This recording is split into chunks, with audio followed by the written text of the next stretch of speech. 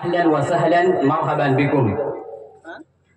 میں عبداللہ غیاث جامعۃ الامام الالبانی کا ایک طالب علم آج کے اس شاندار تقریبی سمپوزیم میں آپ سب کا اس شعر کے ساتھ استقبال کرتا ہوں کہ موج گل موج صبا موج سحر لگتی ہے، موج گل موج صبا موج سحر لگتی ہے، سر سے پا تک وہ سما ہے کہ نظر لگتی ہے، لمحے لمحے میں بسی ہے تیری آمد کی مہک، آج کی صبح تو خوشبو کا سفر لگتی ہے۔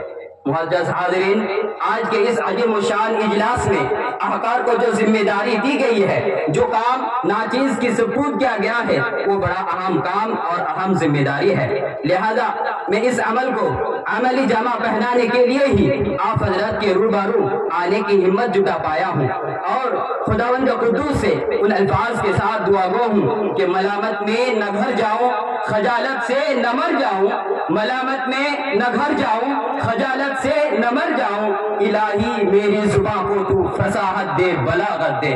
محترم حاضرین، سچ تو یہ ہے کہ ملک کے نامور علماء اکرام جو ہم ذروں کو تاروں کی تنویر دیتے ہیں، صبح و شام امت کے گیسوئے برہم کو سنورنے کا کام کرتے ہیں، ہماری کیا بساط کہ ہم ان کے روبارو ہم کلام ہو، بلکہ میرا خیال ہے کہ اتنی بڑی مجلس میں علماء اکرام کے ہوتے ہوئے ہماری کسی بھی قسم کی گفتگو کا وجہ جواز نہیں بنتا، لیکن عادات تو ڈالنی ہی پڑے گی۔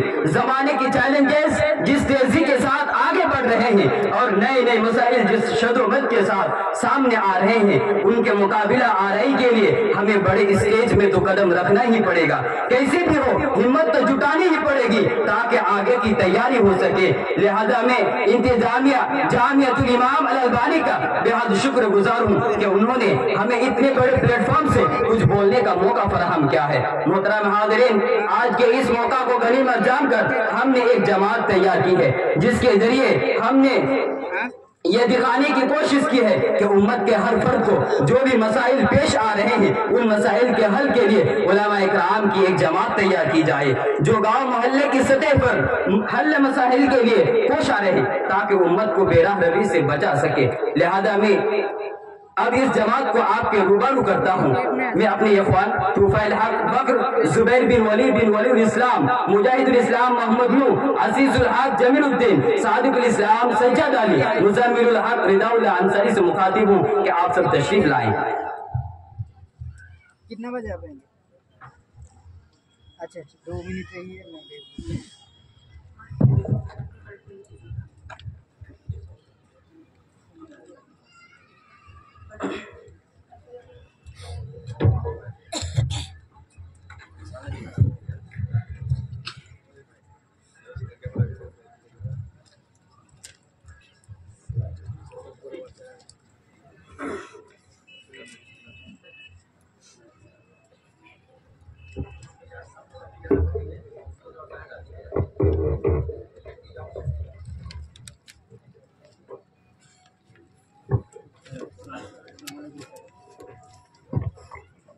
سر آپ کا پارسل آیا ہے رائٹ، اس کو میں ہی چاہیے، او ٹی پی مانگے گا، میں او ٹی پی دے دوں گا، ٹھیک ہے؟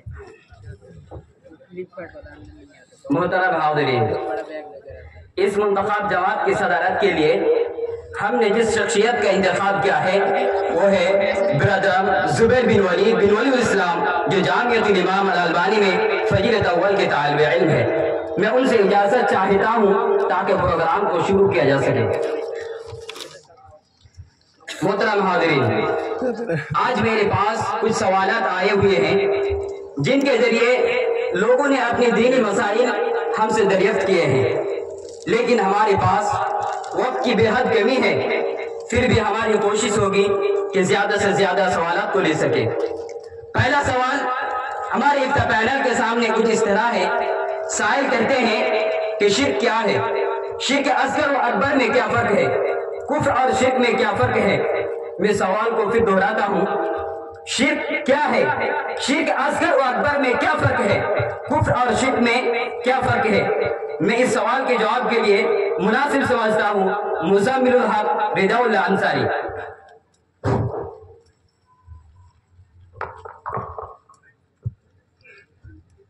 السلام علیکم ورحمۃ اللہ وبرکاتہ۔ بسم اللہ والصلاة والسلام علی رسول اللہ.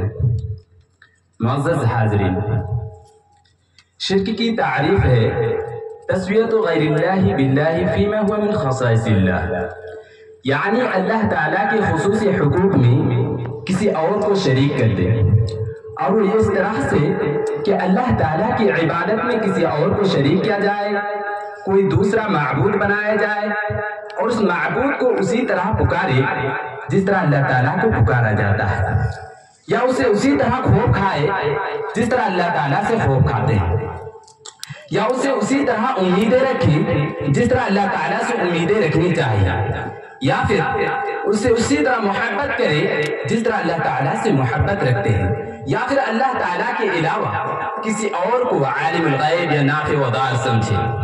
یہ شرک اکبر ہے، اس سے انسان اسلام سے خارج ہو جاتا ہے. اور شرک اصغر یہ ہے کہ ہر وہ کام جس کو شریعت نے شرک سے تعبیر کیا ہے لیکن وہ شرک اکبر کی حد تک نہ پہنچتا ہو، یا پھر وہ تمام وسائل و ذرائع جس میں خدشہ ہو کہ یہ کام انسان کو شرک اکبر کی حد تک پہنچا دے گا، جیسے اللہ تعالیٰ پر بھروسہ کرتے ہوئے تعویذ لٹکانا، غیر اللہ کی قسمیں کھانا وغیرہ.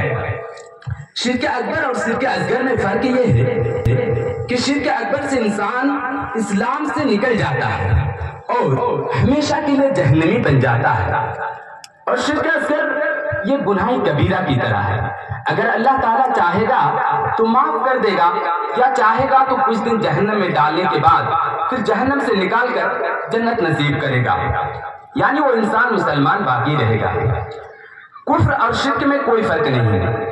قرآن میں جسے مشرک کہا گیا اسے کافر بھی کہا گیا.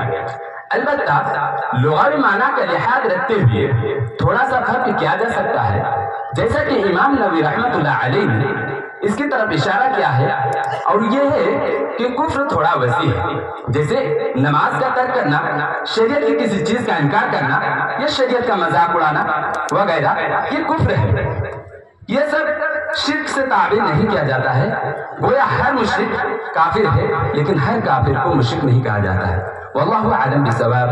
السلام علیکم ورحمۃ اللہ وبرکاتہ. ماشاء اللہ، شیخ نے کیا ہی عمدہ لہجہ میں جواب دینے کی بھرپور کوشش کی ہے، اور مجھے امید کبھی ہے کہ شیخ کے جواب سے سامعین مطمئن ہو گئے ہوں گے. جزاک اللہ خیرا وحسن الجزا. اب ہمارے اس پینل کے سامنے جو اگلا سوال ابھر کر آتا ہے وہ ہے اسم و صفات کیا ہے، اور اسم و صفات کے متعلق علم حاصل کرنے کے کیا فائدے ہیں. مسائل کے سوال کو پھر دہراتا ہوں، اسم و صفات کیا ہے اور اسم و صفات کے متعلق علم حاصل کرنے کے کیا فائدے ہیں. میں اس سوال کے جواب کے لیے مناسب سمجھتا ہوں صادق الاسلام سجاد علی. السلام علیکم ورحمۃ اللہ وبرکاتہ. بسم اللہ الرحمن الرحیم وبہ نستعین.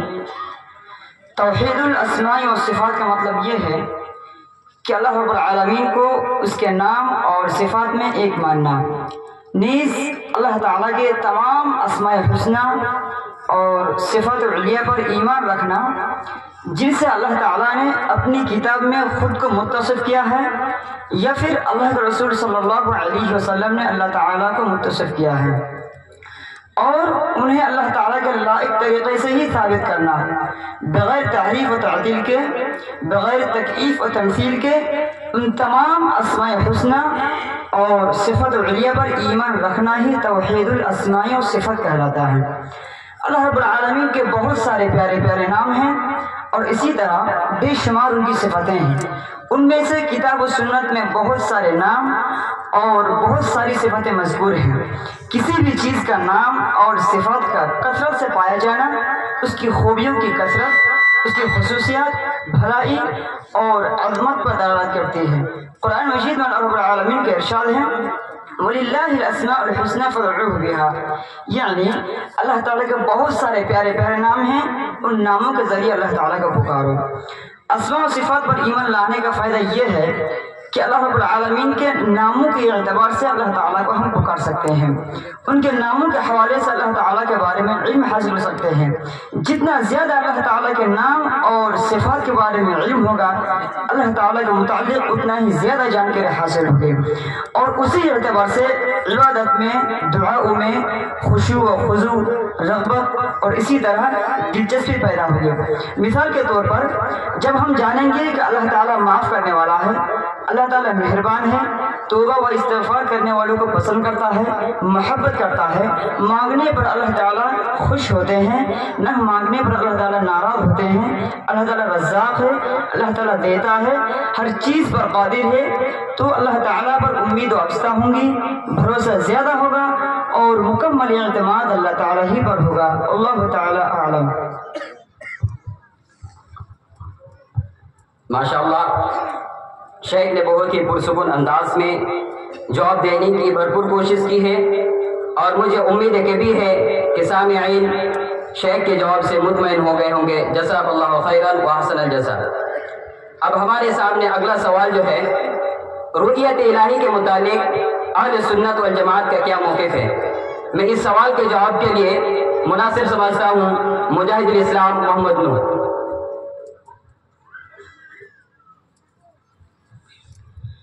السلام علیکم ورحمۃ اللہ وبرکاتہ۔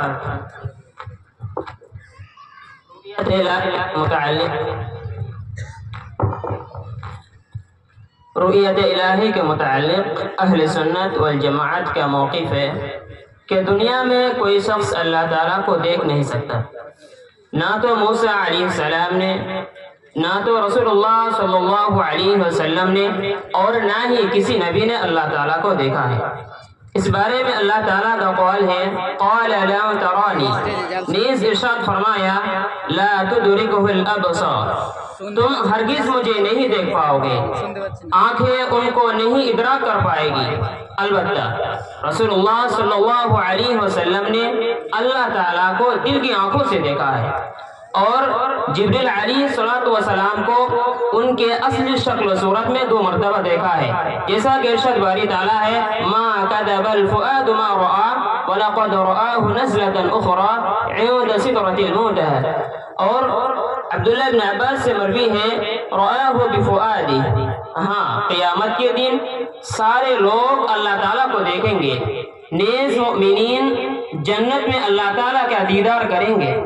اس پر قرآنی آیتیں اور احادیث موجود ہیں۔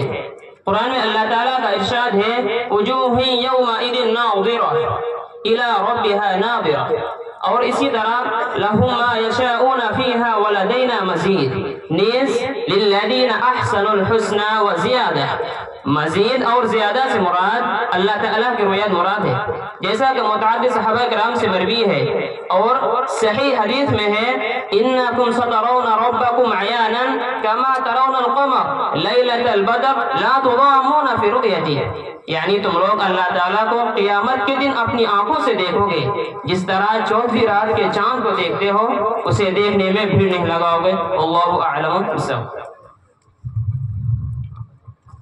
ماشاءاللہ، شیخ نے نصوص شرعی کے ذریعے سوال کے جواب دینے کی بھرپور کوشش کی ہے۔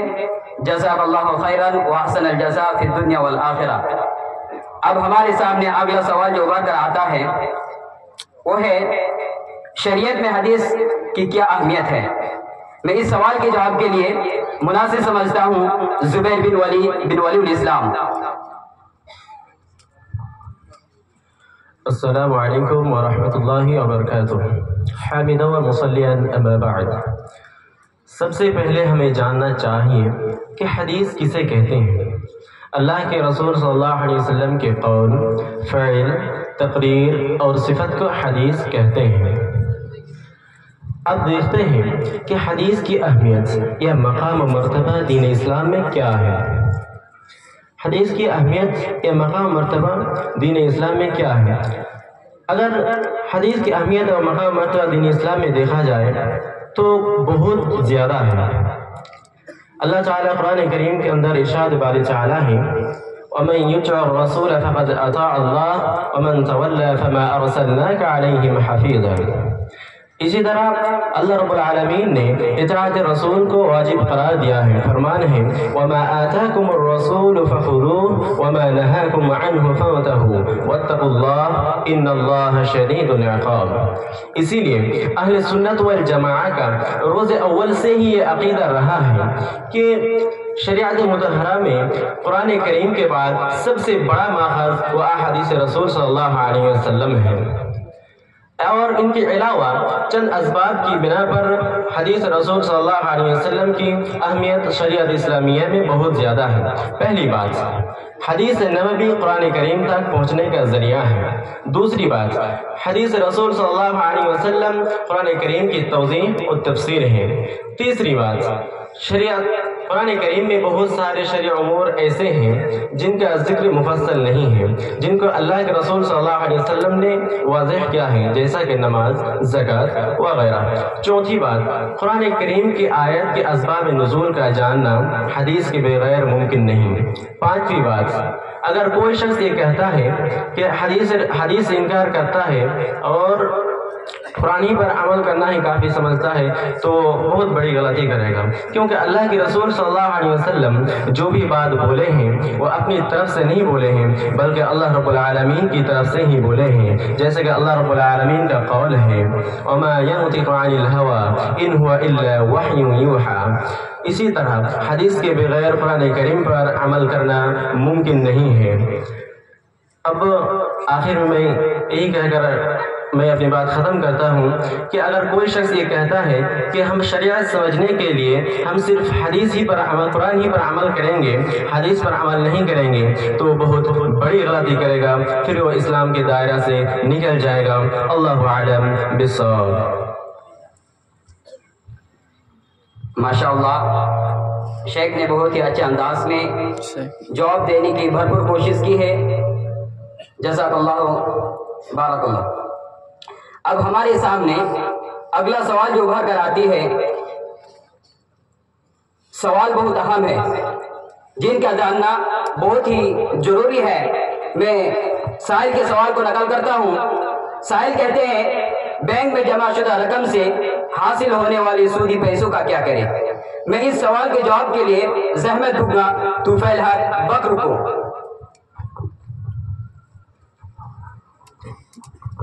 السلام علیکم ورحمۃ اللہ وبرکاتہ. پہلی بات یہ ہے کہ آپ اگر سودی بینکوں سے بچ سکتے ہیں تو بچنا آپ پر واجب ہے. مثلا آپ کے آس پاس اسلامی بینک موجود ہو. دوسری بات یہ ہے جو سود آپ کو مل رہا ہے وہ شرعاً حرام ہے، جیسا کہ اللہ تعالیٰ کا ارشاد ہے ذَلِكَ بِأَنَّهُمْ قَالُوا إِنَّمَا الْبَيْعُ مِثْلُ الرِّبَا وَحَلَّ اللَّهُ الْبَيْعَ وَحَرَّمَ الرِّبَا. اسی لیے اب ان سودی پیسوں کو اپنے کام میں نہیں لگا سکتے اور نہیں انہیں صدقہ کر سکتے، بلکہ ان سودی پیسوں سے آپ کو چھٹکارا حاصل کرنا ہے اس طور پر کہ آپ ان سودی پیسوں کو مسلمانوں کے کسی رفاہی کاموں میں لگا دیں. مثلا سڑک درست کروا دیں اگر ممکن ہو، اور اس اعمال کو آپ صدقہ اور احسان کے طور پر نہیں بلکہ اس اعمال کو سود کی گندگی سے چھٹکارا پانے کا ذریعہ سمجھیں گے. اللہ علام. السلام علیکم ورحمۃ اللہ. ماشاءاللہ، شیخ نے بہت ہی عمدہ طریقے سے سوال کا جواب دینے کی بھرپور کوشش کی ہے، اور مجھے امید کبھی ہے کہ شیخ کے جواب سے سامعین مطمئن ہو گئے ہوں گے. وجزاک اللہ خیرا. اب ہمارے سامنے اگلا سوال جو ابھر کر آتا ہے، سوال ہے ناپاک پانی کو فلٹر کر کے دوبارہ استعمال کرنے کا کیا حکم ہے؟ میں اس سوال کے جواب کے لیے مناسب سمجھتا ہوں عزیز الحق جمیل الدین. السلام علیکم ورحمۃ اللہ وبرکاتہ. معزز حاضرین، پہلی بات جو دھیان میں رکھنے کی ضرورت ہے وہ یہ ہے کہ اسلام میں ضرورت کے تحت بہت سارے احکام بدل جاتے ہیں۔ اگر انسان کے پاس پانی نہ ہو اور پانی کے بغیر وہ ہلاکت کے دہانے پر آ جائے تو شریعت ایسے شخص سے تقریباً ساری پابندیاں ہٹا لیتی ہیں، کیونکہ مقاصد شریعہ میں حفظ النفس اصل ہے۔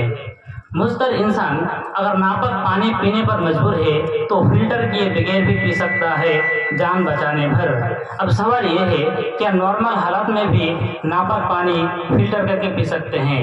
تو اس کا جواب یہ ہے کہ انسان کے لیے افضل یہ ہے کہ وہ نارمل پانی پیے، پر فلٹر شدہ ناپاک پانی پاک و حلال ہو جاتا ہے، کیونکہ اس سے سبب حرمت ختم ہو جاتی ہے اور انجان انسان کو یہ پتہ بھی نہیں چلتا ہے کہ یہ نارمل پانی نہیں ہے۔ اسی لیے بہرحال وجہ جواز ہے، مگر یاد رہے اگر اس کو پینے سے کسی قسم کا نقصان ہو تو اسے بچنا چاہیے۔ واللہ اعلم بالصواب۔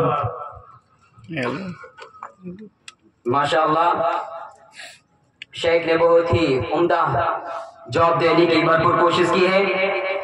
اب ہمارے سامنے جو اگلا سوال ہے، سائل کے سوال کو میں نقل کرتا ہوں۔ سائل کہتے ہیں کہ میں فن تفسیر میں مہارت حاصل کرنا چاہتا ہوں، میرے لیے کچھ کتابیں تجویز کر دی۔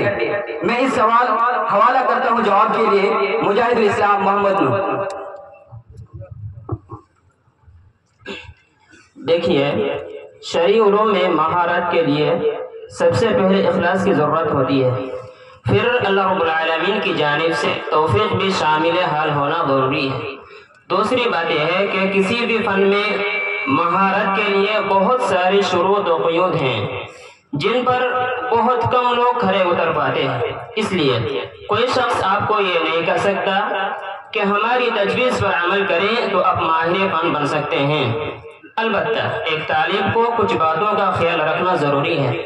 مثلا آپ فن تفسیر میں آگے بڑھنا چاہتے ہیں تو سب سے پہلے قرآن حفظ کیجیے۔ دوسرا کام آپ یہ کیجیے کہ آپ عربی زبان پر اپنی پکڑ مضبوط کیجیے، کیونکہ آپ عربی زبان کی سب سے فصیح و بلیغ کتاب کی شرح کرنے کے متمنی ہیں۔ اس کے بعد غریب القرآن کی طرح متوجہ ہوں۔ اس کے بعد احسن البیان یا تفسیر جوناگڑھی وغیرہ سے بھرپور استفادہ کریں۔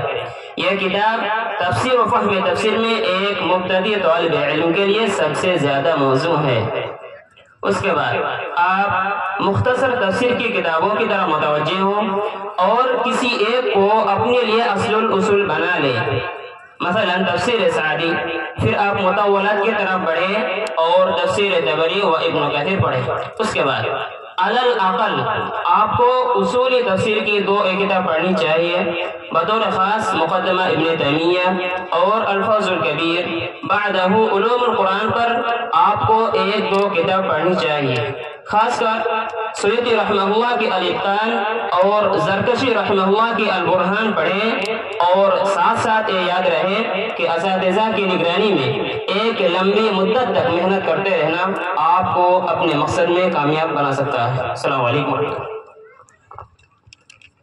وعلیکم السلام ورحمۃ اللہ۔ ماشاءاللہ، شیخ نے بہت ہی عمدہ جواب دیے ہیں۔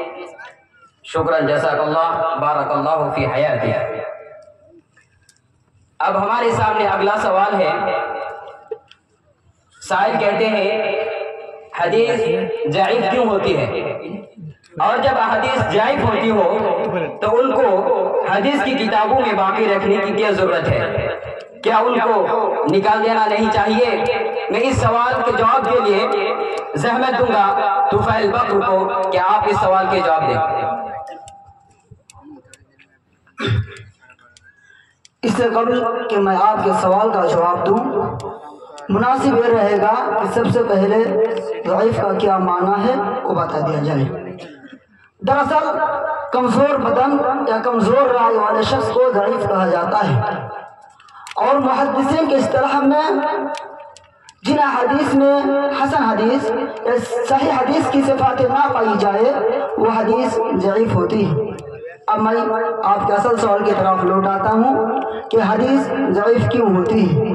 تو اس کا جواب یہ ہے کہ جس طرح ایک انسان کے جسم میں بیماری داخل ہونے کی وجہ سے ان کو بیمار کہا جاتا ہے، ٹھیک اسی طرح جب کسی احادیث میں کمزوریاں پیدا ہو جائے، جیسے سند میں انقطاع ہو، یا حدیث کے راوی میں سے کوئی راوی جھوٹا ہو، یا کوئی راوی فاسق ہو، یا کوئی راوی معتبر نہ ہو، تو ایسی صورت میں حدیث ضعیف ہو جاتی ہے۔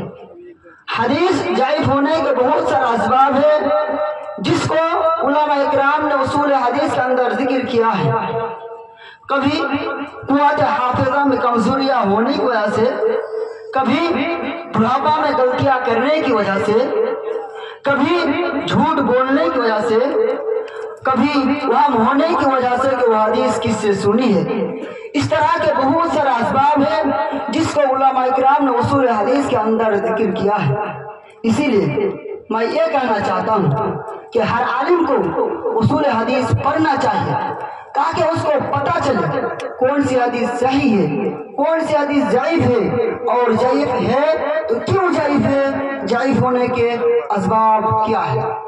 اب سائل کے سوال کا دوسرا جز اس طرح تھا کہ جب احادیث ضعیف ہو تو ان کو حدیث کی کتابوں میں باقی رکھنے کی کیا ضرورت ہے، کیا ان کو نکال دینا نہیں چاہیے؟ تو اس کا جواب یہ ہے کہ چند وجوہات کے بنا پر ان کو کتب حدیث کے اندر رکھا گیا ہے۔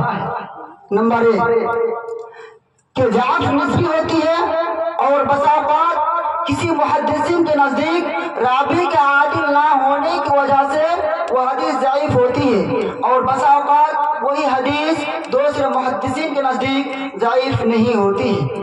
نمبر 2 بسا اوقات کثرت طرق سے ضعیف حدیث بھی معتبر کے درجے تک پہنچ جاتی ہے۔ نمبر 3 علماء اکرام نے ضعیف حدیث کو اس نیت سے بھی جمع کیا ہے تاکہ تحقیق کے ذریعے سند اور صحت کی جانچ کی جا سکے۔ نمبر 4 بعض ضعیف حدیثیں فضائل اعمال میں شروط کے ساتھ معتبر ہو جاتی ہے، اسی لیے بھی ان کو جمع کیا گیا ہے۔ اور بھی وجوہات ہو سکتی ہے، تنگ دامانی وقت کے پیش نظر اسی پر اکتفا کرتا ہوں۔ السلام علیکم ورحمۃ اللہ۔ وعلیکم السلام ورحمۃ اللہ۔ ماشاءاللہ شیخ نے بہت ہی عمدہ جواب دیے ہیں۔ اب ہمارے سامنے اگلا سوال ہے، غیر شرعی طریقے سے ذبح کیے ہوئے جانوروں کے گوشت کے کھانے کا کیا حکم ہے، اور کیا ہم کسی بھی ہوٹل میں کھانا کھا سکتے ہیں؟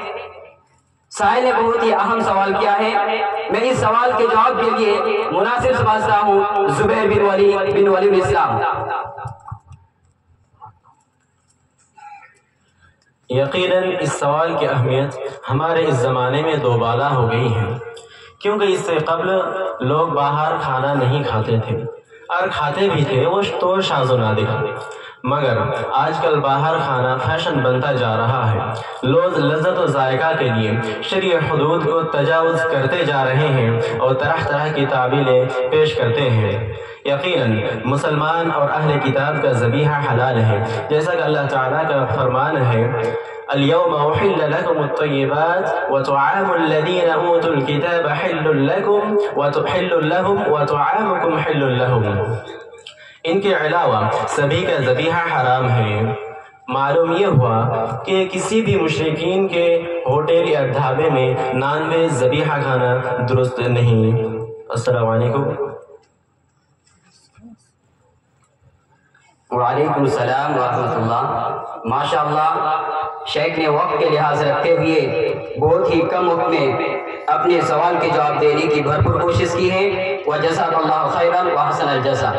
اب ہمارے سامنے اگلا سوال ہے۔ سائل کہتے ہیں، عقیدہ ہر مسلمان کا صحیح ہو، یہ بنیادی ضروریات میں سے ہے۔ میری خواہش ہے کہ میں بھی فن عقیدہ میں مہارت حاصل کروں، برائے مہربانی آپ میری رہنما فرمائیں۔ میں اس سوال کے جواب کے لیے مناسب سمجھتا ہوں مزمل الحق رضا اللہ انصاری۔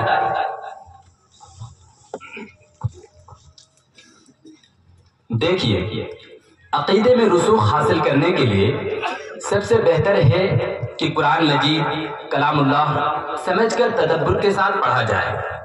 پھر کتب توحید میں کتاب التوحید لابن خزیمہ الرد على الزنادقة والجهمية لإمام أحمد بن حنبل، الرد على المعطلة والجهمية لإمام عثمان بن سعید الدارمی۔ اس کے علاوہ جو بھی کتابیں عقیدے پر لکھی گئی جیسے کہ شیخ الاسلام محمد بن عبد الوہاب کی کتابیں، شیخ الاسلام ابن تیمیہ کی کتابیں وغیرہ۔ البتہ اگر کوئی جامع مختصر میں عقیدے کے اکثر مباحث کو پڑھنا چاہتے ہیں تو ان کے لیے معرج القبول لحافظ الحکمی کا پڑھ لینا بہتر رہے گا، لیکن اس سے پہلے العقیدۃ الواسطیہ کو پڑھ لینا مناسب رہے گا۔ واللہ اعلم بالصواب۔ السلام علیکم ورحمۃ اللہ وبرکاتہ۔ وعلیکم السلام ورحمۃ اللہ وبرکاتہ۔ ماشاءاللہ شیخ نے سوال کی جواب دینے میں بھرپور کوشش کی ہے، اور مجھے امید ہے بھی ہے کہ سامعین شیخ کے جواب سے مطمئن ہو گئے ہوں گے۔ وجزاک اللہ خیرا واحسن الجزاء۔ اب ہمارے سامنے اگلا سوال جو ابھر کر آتا ہے، سائل کہتے ہیں کہ شیخ میرا ایک سوال ہے کہ میں بہت زیادہ پڑھا لکھا نہیں ہوں، مجھے وقتاً فوقتاً بعض شرعی مسائل علماء سے پوچھنے کی ضرورت پڑتی رہتی ہے، لیکن میں اکثر پس و پیش میں مبتلا رہتا ہوں کہ کس سے پوچھوں۔ میں اس سوال کے جواب کے لیے زحمت دوں گا عزیز الحق جمیع الدین۔ سامعین حضرات، اس سوال کا جواب میں تھوڑا پریکٹیکل انداز سے دینا چاہ رہا ہوں کہ جب آپ میں سے کسی کو دانتوں کی پریشانی ہوتی ہے یا سر میں بہت درد ہوتا ہے یا کوئی بڑی بیماری ہوتی ہے تو آپ کیا کرتے ہیں؟ یہی نا کہ آپ ہر ممکنہ کوشش کر ان ڈاکٹروں تک پہنچتے ہیں جو آپ کے مخصوص بیماری کے مختص و اسپیشلسٹ ہوں۔ اسی طرح ہم سب کو یہ سمجھنے کی ضرورت ہے کہ علماء اور مولوی بھی ایک طرح کے نہیں ہوتے ہیں، بلکہ ان میں کئی طرح کی کیٹیگری ہوتی ہے اور ہر ایک کے مختلف معیار ہوتے ہیں، جس میں الگ الگ شخصیت، الگ الگ مہارتوں کے مالک ہوتے ہیں۔ اسی لیے محض یہ سوچنا کہ کسی بھی مولوی سے کسی بھی قسم کا سوال پوچھ لیا جائے یہ بالکل غلط بات ہے، بلکہ ایک عام انسان کو فتویٰ لینے کے لیے ایک ایسا عالم دین مفتی سے رجوع کرنا چاہیے جو دینی علم میں ماہر ہو، قابل اعتماد ہو اور ان کا علم معیار معروف ہو۔ اس کے علاوہ وہ شخص اسلامی فقہ اور شرعی قوانین کا علم رکھتا ہو اور کسی معتبر دارالافتاء یا اسلامی ادارے سے وابستہ ہو، بلکہ بہتر تو یہ ہے کہ ہر شہر میں دارالافتاء ہو یا الاقل بڑے مدارس میں افتاء کا شعبہ قائم کیا جائے اور اچھے علماء کی نگرانی میں یہ کام ہو۔ وجزاکم اللہ خیرا۔ ماشاءاللہ شیخ نے سوال کے جواب پریکٹیکل انداز میں دینے کی بھرپور کوشش کی ہے، اور مجھے امید کبھی ہے کہ شیخ کے پریکٹیکل جواب سے سامعین مطمئن ہو گئے ہوں گے۔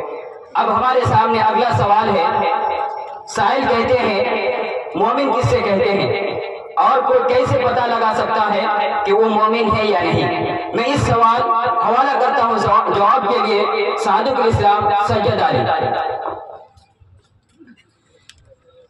مومن اسے کہتے ہیں جو شریعت کا پابند ہو، اللہ تعالیٰ کے احکام و فرامین پر عمل کرتا ہو، ارکان ایمان پر یقین رکھتا ہو، نیک عمل کرتا ہو، نیز گناہ اور معصیت سے بچتا ہو۔ ایک عام مسلمان سے ایمان اور مومن کا درجہ بڑا ہے، جیسا کہ اللہ رب العالمین کے ارشاد ہے قالت الاعراب آمنا قل لم تؤمنوا ولكن قولوا اسلمنا ولما يدخل الايمان في قلوبكم، یعنی دیہاتی لوگ کہتے ہیں کہ ہم مومن ہیں۔ اے محمد صلی اللہ علیہ وسلم آپ کہہ دیجئے کہ تم اپنے آپ کو مومن مت کہو، لیکن یہ کہو کہ ہم نے اسلام قبول کیا ہے، ابھی تمہارے دل میں ایمان داخل نہیں ہوا ہے۔ ایک گنہگار شخص بھی اپنے آپ کو مسلم کہہ سکتا ہے۔ اسلام اور مسلمان کا اطلاق گنہگار، عاصی، نافرمان اور اسی طرح موحد پر بھی ہوتا ہے، لیکن مومن وہ شخص ہے جو شریعت کا پابند ہو، نیک کام میں وہ ہمیشہ آگے رہتا ہو، گناہوں سے بچتا ہو، منہیات سے بچتا ہو، معصیت سے اجتناب کرتا ہو اور اسی طرح تمام تر واجبات کو کما حقہ ادا کرتا ہو، تو ایسے شخص کو مومن کہا جاتا ہے۔ قرآن مجید میں اللہ رب العالمین کے ارشاد ہے إنما المؤمنون الذين إذا ذكر الله وجلت قلوبهم وإذا تليت عليهم آياته زادتهم إيمانا وعلى ربهم يتوكلون الذين يقيمون الصلاة ومما رزقناهم ينفقون أولئك هم المؤمنون حقا. بلکہ کون کون لوگ مومن ہیں اس کا ذکر اس آیت میں بحسن خوبی موجود ہے. چنانچہ ارشاد ربانی ہے وما كان لمؤمن ولا مؤمنة إذا قضى الله ورسوله أمرا أن يكون لهم الخيارة من أمرهم ومن يعص الله ورسوله فقد ضل ضلالا مبينا. اور جب آپ واجبات کا اہتمام کرتے ہو، محرمات سے بچتے ہو، گناہوں سے بچتے ہو، وعد و نصیحت سے، قرآن مجید کی تلاوت سے ایمان میں اضافہ ہوتا ہو، اور جب آپ کے اختیار میں ہو، تنہائی میں بھی آپ بھلائی کو اختیار کرتے ہوں، نیکی پر قائم و دائم رہتے ہوں، تو آپ مومن ہے. وصلی اللہ علیہ نبینا محمد وسلم تسلیما مزیدا. ماشاءاللہ شیخ نے بہت اچھے انداز میں جواب دینے کی بھرپور کوشش کی ہے. وجزاک اللہ خیرا واحسن الجزا. محترم سامعین، تنگ دامنی وقت کے پیش نظر یہ سلسلہ یہی سے موقوف ہوتا ہے. البتہ اب میں رخ کرتا ہوں سمپوزیم کے صدر مجلس جناب زبیر بن ولی الاسلام کی جانب وہ تشریف لائیں اور صدرتی کلمات پیش فرمائیں.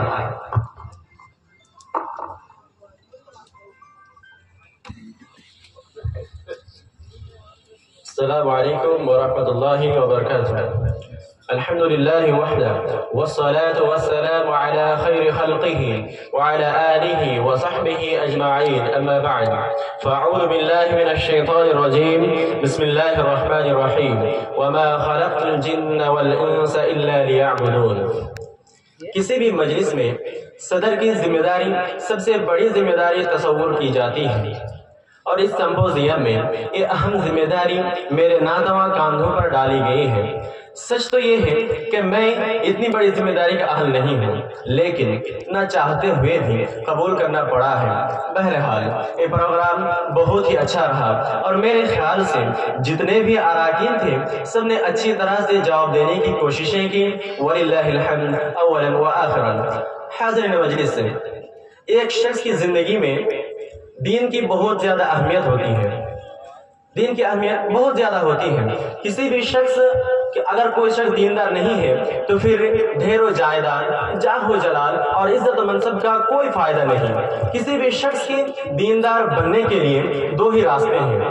پہلا تو یہی ہے کہ وہ کسی استاد کے پاس بیٹھ کر دین کی تعلیم حاصل کرے. دوسرا یہ ہے کہ جب بھی کوئی مسئلہ درپیش ہو تو وہ علماء اکرام کی طرف یا ان کی تصانیف کی طرف رجوع کرے.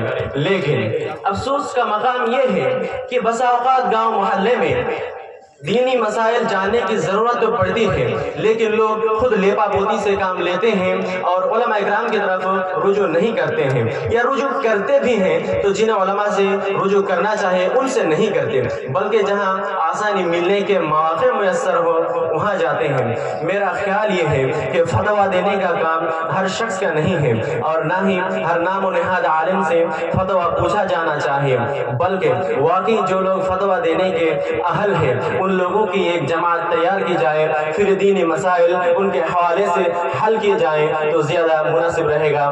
میں اس دعا کے ساتھ اپنی بات ختم کرتا ہوں کہ اللہ رب العالمین جامعۃ الامام الالبانی کو دن دگنی رات چگنی ترقی عطا فرمائے. آمین. السلام علیکم ورحمۃ اللہ.